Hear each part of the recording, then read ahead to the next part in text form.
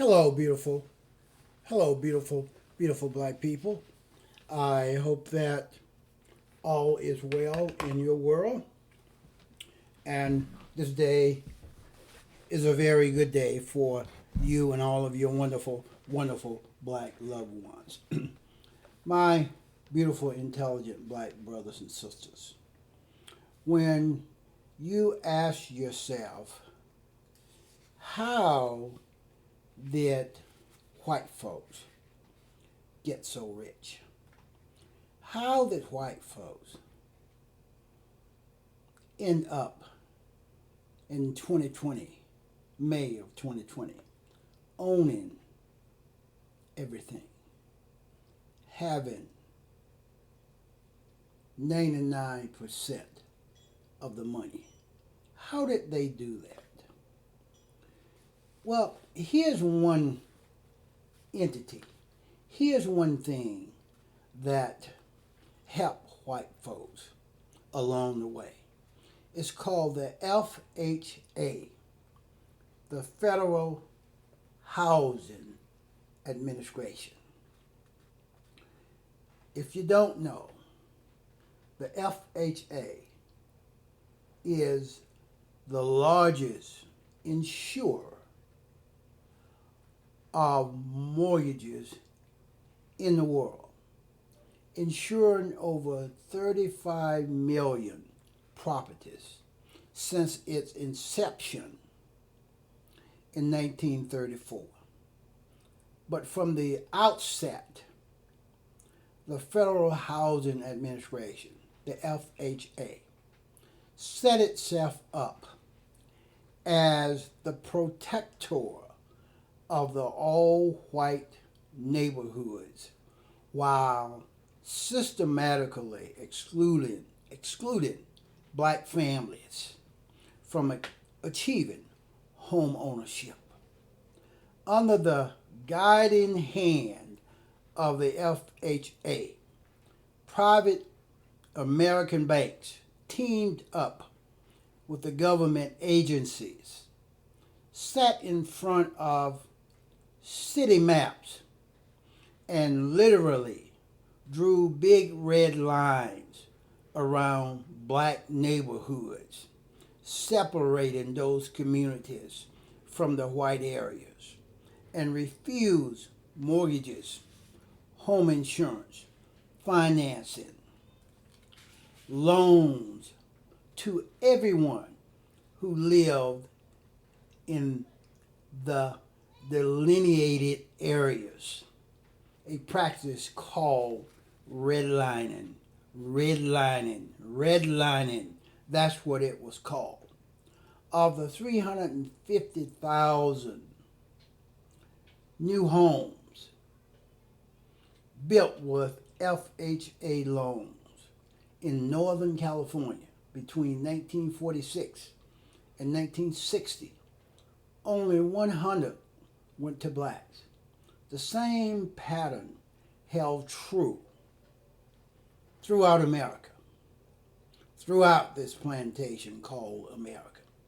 Most white families today acquired a goodly portion of their net worth from the appreciation of property that their fathers secured under the special privileges they received in a racially discriminatory housing market.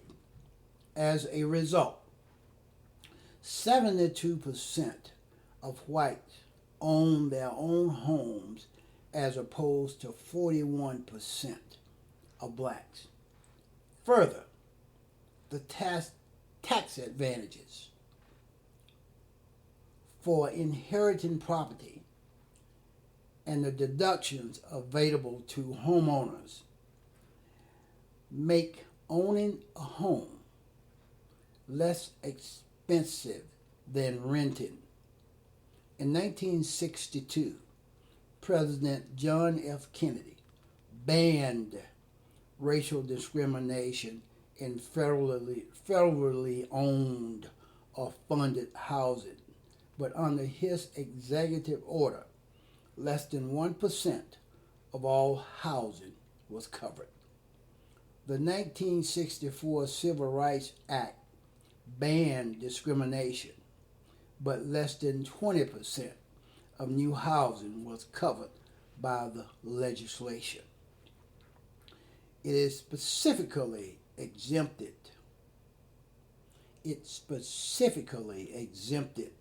federal mortgage insurance programs from anti-discrimination laws. The Fair Housing Act of 1968, passed less than a week after the murder of Dr. Martin Luther King Jr., covered only 80% of housing, but provided little enforcement power and offered virtually no protection against the private discriminatory practices of white homeowners, white realtors, white banks, and zoning boards. This pattern, my beautiful, intelligent black brothers and sisters, is still clearly represented in today's statistics. Whites are offered more choices in housing. Up to 90% of housing units shown to whites are not offered as options to blacks. Whites are half as likely as blacks to be turned down for a mortgage or home improvement loan, and whites pay a substantially lower interest rate on their mortgages. Foreclosures happen 20% faster for blacks, and the median home equity value for older white homeowners is $134,000, nearly twice that for blacks, $72,000. Redlining keeps blacks from the wealth building benefits of home ownership and make them easy prey for the predatory bottom feeders of America's economy, the check-cashing businesses and pawn shops, the payday lenders, the government lotteries and military recruiters, the lascinous credit card scams, the rent-to-own stores that prey on the working poor, and of course, the subprime mortgage brokers. All these legal racketeers, crooks, provide a potent revenue stream for white enrichment while draining what is left of black wealth. Steve Mnuchin, a big-time predatory lender in California, made in excess of $300 million doing that. He's now Secretary of the Treasury in the Trump administration. These legal racketeers, these criminals, Trump administration is inundated with them. The Republican Party are enablers of all of that criminality, my beautiful, intelligent black brothers and sisters. What the Muslims want, point number 8, we want the government of the United States to exempt our people from all taxation as long as we are deprived of equal justice under the laws of the land. That is what the Nation of Islam wants.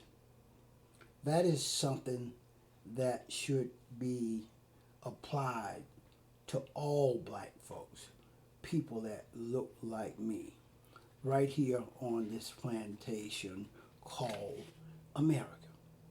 How did white folks get so rich? They had affirmative actions. Their whiteness afforded them many, many advantages. And that wealth has been passed down through many generations of white folks. That's what I have on this one. Please go to thethrasherway.libsyn.com to gain access to all that I do.